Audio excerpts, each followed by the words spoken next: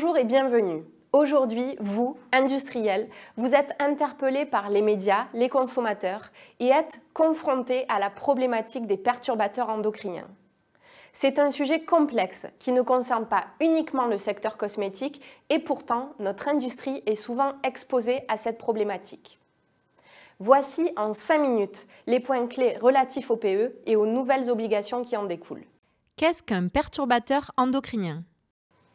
Un perturbateur endocrinien est, selon l'Organisation mondiale de la santé, une substance qui doit interférer avec le système endocrinien et procurer un effet néfaste sur l'organisme ou l'environnement via un mode d'action endocrinien.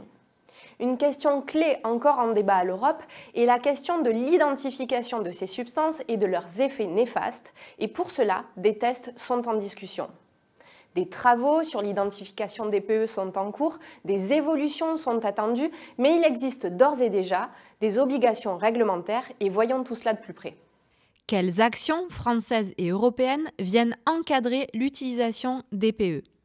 Une stratégie sur les perturbateurs endocriniens s'est mise en place depuis plusieurs années, tant au niveau national qu'au niveau européen.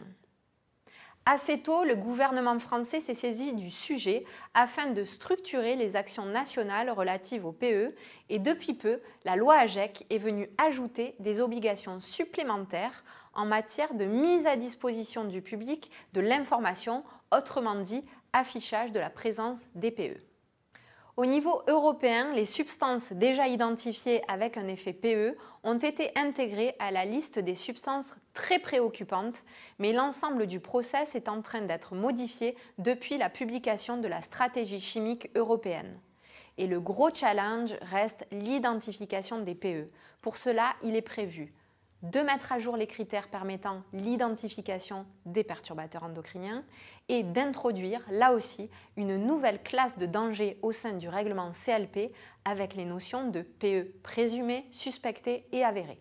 Qu'en est-il de l'inscription des PE sur l'étiquetage des produits ?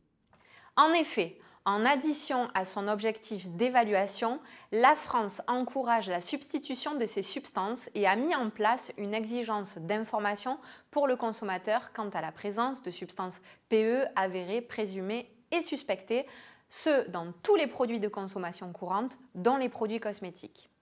Il s'agit d'un affichage par voie électronique qui concerne la présence des PE dans la formule ou l'emballage avec notion de seuil.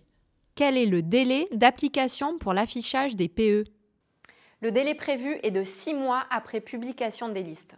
Existe-t-il une liste des PE soumis à affichage ? Cette liste officielle n'est pas encore publiée, l'arrêté est en cours de préparation. Sont visées les substances identifiées SVHC selon REACH pour leurs propriétés PE à 2 exceptions près. En pratique, sachez que Cosmed tient à votre disposition une liste des substances identifiées comme telles. N'hésitez pas à nous contacter. Je vous remercie de votre attention et vous dis à bientôt pour un prochain Cosmed TV.